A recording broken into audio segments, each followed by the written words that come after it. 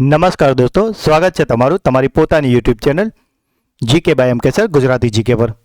આજે આપણે આ વિડીયોમાં 20 જાન્યુઆરી 2026ના 15 મોસ્ટ એમપી પ્રશ્નોને ડિટેલમાં કવર કરીશું, એ પણ ખૂબ જ ટૂંકા સમયમાં। તો પૂરો વિડીયો બહુ ધ્યાનથી જોજો। લાસ્ટમાં તમારી ટેસ્ટ હશે કે જેના જવાબો તમારે કોમેન્ટમાં લખવાના છે। મિત્રો, આપણે એવા જ પ્રશ્નો પસંદ કરીએ છીએ કે જે તમારી તમામ જીપીએસસી અને ગૌણ સેવા અને રાજ્ય પરીક્ષા બોર્ડની તમામ સ્પર્ધામાં ખૂબ જ ઉપયોગી હોય। તો મિત્રો, જો હજુ સુધી ચેનલને સબસ્ક્રાઇબ ના કરી હોય તો પ્લીઝ જલ્દીથી કરી લેજો। તો ચલો વિડીયો સ્ટાર્ટ કરીએ છીએ। મારુતિ સુઝુકીએ તાજેતરમાં ગુજરાતમાં તેનો બીજો પ્લાન્ટ કયા સ્થળે સ્થાપવા માટે રોકાણપત્ર સુપ્રત કર્યો છે?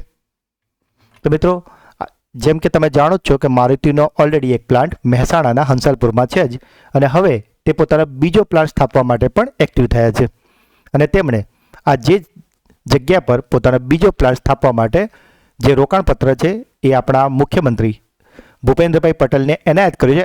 આપ ઇમેજમાં જોઈ રહ્યા છો કે ભૂપેન્દ્ર પટેલ સાહેબ છે અને જોડે આપણા હર્ષ સંઘવી સાહેબ પણ છે, અને તેમને મારુતિ સુઝુકીના વડા એ રીતે પોતાનો રોકાણપત્ર સુપ્રત કરી રહ્યા છે। અને આ જે જગ્યા માટે આ એમઓયુ થઈ રહ્યા છે તે જગ્યાનું નામ છે ગાંધીનગરનું ખોરજ। જે મિત્રો બહારના છે તેમને જણાવી દઉં કે ખોરજ એ અમદાવાદ અને ગાંધીનગરની વચ્ચે સરખેજ હાઈવે પર આવેલું એક ગામ છે।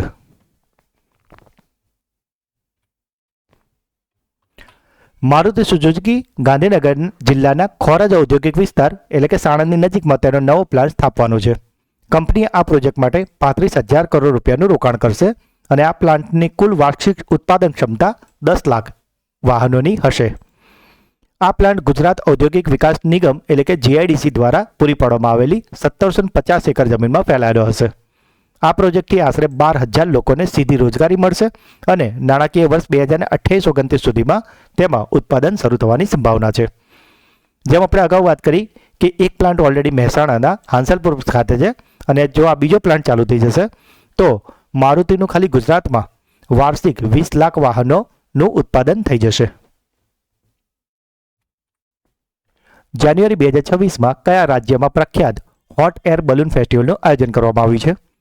તો મિત્રો, આપ જે ઇમેજમાં જોઈ રહ્યા છો આ રીતે મોટા બલૂન્સ હોય છે કે જેમાં અંદર ગેસ ભરવામાં આવે છે અને તેનાથી તેને ઊંચે ઉડાવવામાં આવે છે, અને આ રીતનું જે ફેસ્ટિવલ છે તેનું હાલમાં જ આયોજન કરવામાં આવ્યું હતું તેલંગાનામાં। જાન્યુઆરી 2026માં કયા વિભાગે ઓએનડીસી દ્વારા તેની પ્રથમ ઓનલાઈન ઓર્ડર ડિલિવરી પૂરી કરી છે? તો મિત્રો, આજે ઓએનડીસી દ્વારા તેની પ્રથમ ઓનલાઈન ઓર્ડર ડિલિવરી છે જે પૂરી કરી છે તે વિભાગનું નામ છે પોસ્ટ વિભાગ એટલે કે ભારતીય ડાક વિભાગ।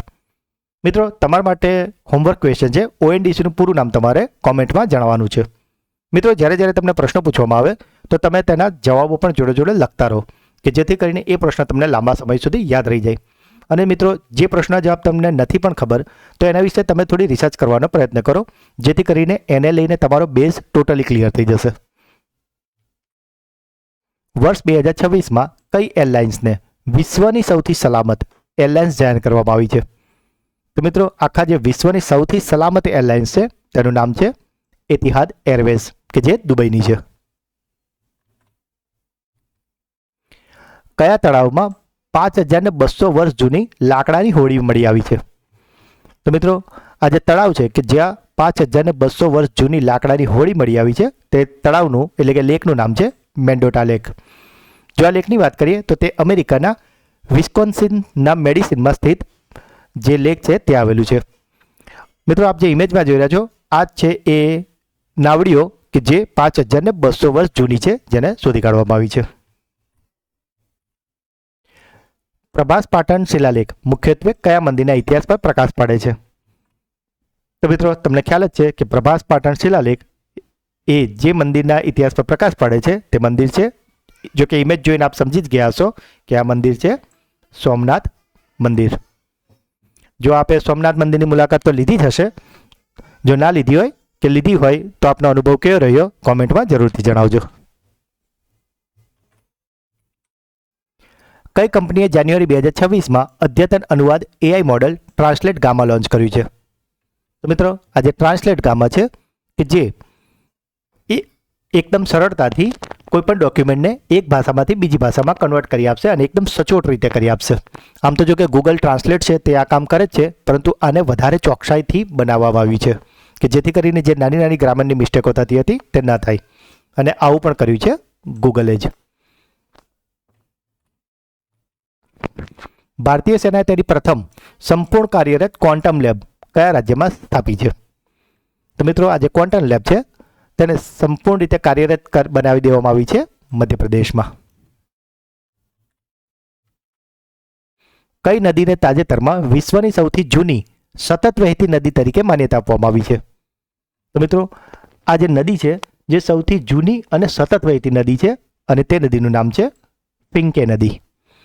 જો ફિંકે નદી વિશે વાત કરીએ તો આ નદી ઓસ્ટ્રેલિયાના ઉત્તરીય વિસ્તારમાં આવેલી છે અને વૈજ્ઞાનિકોનો અંદાજ છે કે આ નદી લગભગ 350 મિલિયનથી 400 મિલિયન વર્ષ જૂની છે. તે એક મોસમી નદી છે કે જે સામાન્ય રીતે આખું વર્ષ વહેતી નથી, પરંતુ તેના જળમાર્ગો અને પટને વિશ્વનો સૌથી પ્રાચીન માનવામાં આવે છે. અને મિત્રો તમને જાણીને નવાઈ લાગશે કે આ નદી એટલી જૂની છે કે જ્યારે ડાયનાસોર પર પૃથ્વી પર આવ્યા ન હતા. આ નદી મધ્ય ઓસ્ટ્રેલિયાની મેકડોનલ્ડ રેન્જમાંથી ઉદ્ભવે છે અને સિમ્પસન રણ તરફ આગળ વહે છે. ત્યાંના જે લોકલ લોકો હોય છે તે આ નદીને લારાપિન્ટા તરીકે ઓળખે છે. એશિયન બોક્સિંગ કાઉન્સિલના સભ્ય તરીકે કયા ભારતીય બોક્સરને નિમણૂક કરવામાં આવી છે? તો મિત્રો આજે એશિયન બોક્સિંગ કાઉન્સિલ છે તેના સભ્ય તરીકે નિમણૂક કરાયા છે વિજેન્દ્રસિંહ. ભારતના કયા રાજ્યમાં પ્રખ્યાત ગંગાસર મેળો 2026નું આયોજન કરવામાં આવ્યું છે? તો મિત્રો તમારે યાદ રાખવાનું છે કે ગંગાસર મેળો ક્યાં ભરાય છે? તો તે ભરાય છે પશ્ચિમ બંગાળમાં. જાન્યુઆરી 2026માં ગુજરાતના કયા ઐતિહાસિક સ્થળે 2 દિવસીય ઉત્તરાર્ધ મહોત્સવનું આયોજન કરવામાં આવે છે? તો મિત્રો આજે ઉત્તરાર્ધ મહોત્સવ હોય છે એ દર જાન્યુઆરીમાં ઉત્તરાયણના પછીના દિવસોમાં 2 દિવસ માટે દર વર્ષે યોજાય છે મોઢેરાના સૂર્ય મંદિરમાં. મિત્રો આપ ઇમેજમાં જોઈ રહ્યા છો મોઢેરાનું સૂર્ય મંદિર. કેન્દ્રીય મંત્રી ડોક્ટર જીતેન્દ્રસિંહે ભારતના પ્રથમ ઓપન સી મરીન મેરીકલ્ચર પ્રોજેક્ટનું ઉદ્ઘાટન કર્યું છે. તો મિત્રો આ જે ઓપન સી મરીન મેરીકલ્ચર છે તેનું ઉદ્ઘાટન કરાયું છે અંદમાન અને નિકોબાર ટાપુ ખાતે. મધ્યપ્રદેશના રાતાપાણી ટાઈગર રિઝર્વનું નામ કોના માનમાં ચેન્જ કરવામાં આવ્યું છે? એટલે કે હવેથી રાતાપાણી રિઝર્વનું નામ બદલવામાં આવ્યું છે અને તે કોના નામ પર રાખવામાં આવ્યું છે? તો મિત્રો આ જે નામ જેમના નામ પર રાખવામાં આવ્યું છે તેમનું નામ છે doctor Vishnu Shridhar વાકણકર.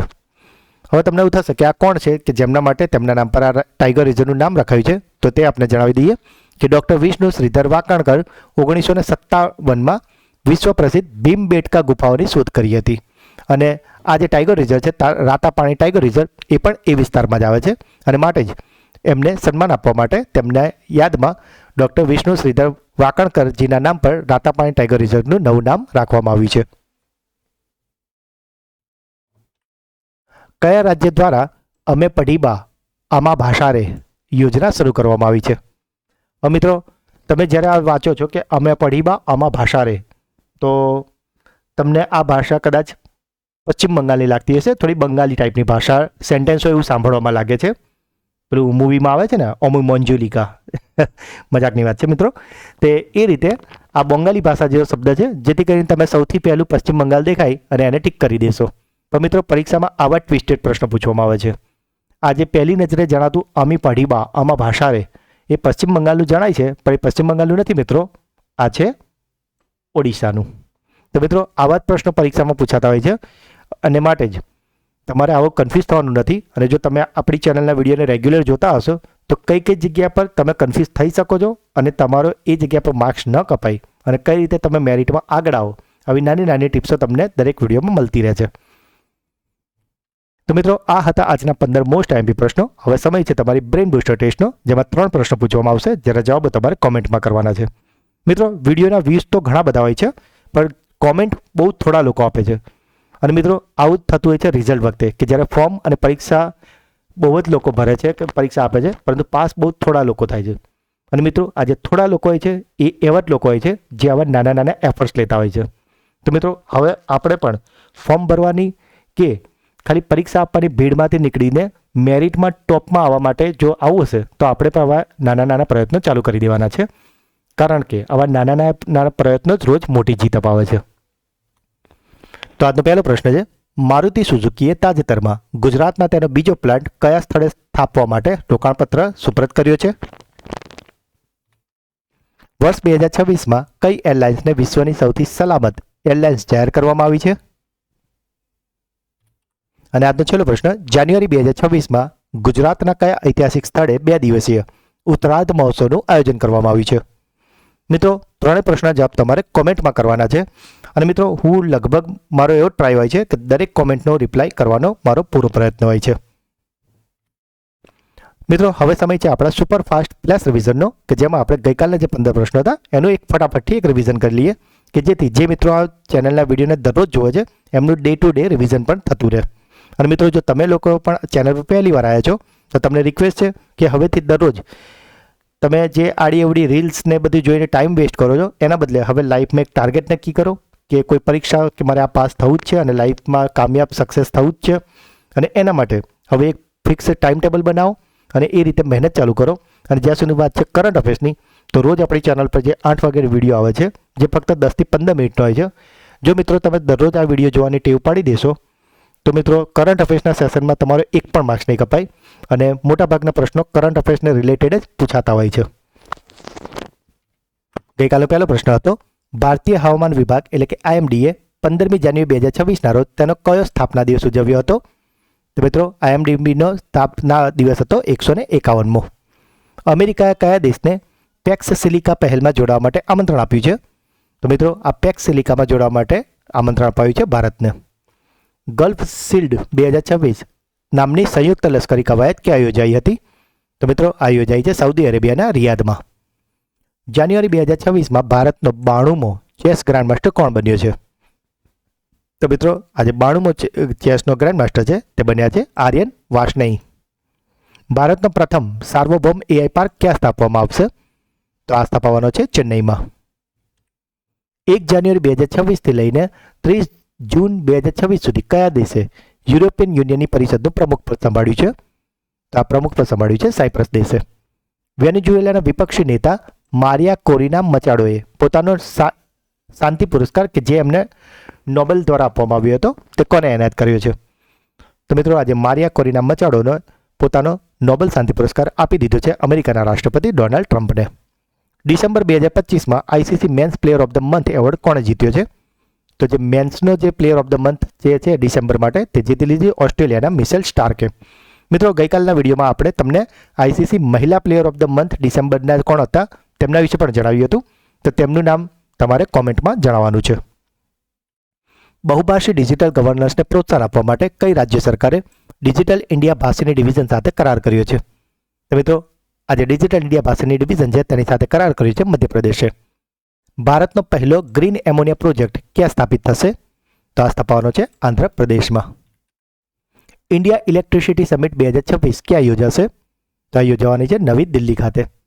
Pune grand tour 2026ના ગુડવિલ એમ્બેસેડર તરીકે કોની નિમણૂક કરવામાં આવી છે? તો મિત્રો આ નિમણૂક કરાઈ છે મહેન્દ્રસિંહ ધોનીની. કયું રાજ્ય ભારતનું સૌથી મોટું ઇલેક્ટ્રિક વાહન બજાર રાજ્ય બન્યું છે? તો મિત્રો આ રાજ્ય બન્યું છે ઉત્તર પ્રદેશ. મિત્રો અહીં વાત થઈ રહી છે સૌથી મોટું ઇલેક્ટ્રિક વાહન બજાર ધરાવતું રાજ્ય, તો એમાં ઉત્તર પ્રદેશ છે.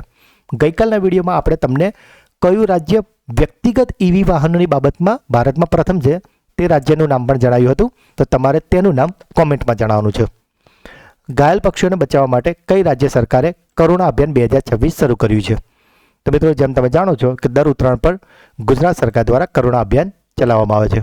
મિત્રો આમાં પણ તમારા માટે એક ક્લાસરૂમ ક્વેશ્ચન છે કે આજે કરુણા અભિયાન 2026 છે તેનો હેલ્પલાઇન નંબર શું છે, કે જે આપણે તમને ગઈકાલના વિડીયોમાં જણાવ્યો હતો.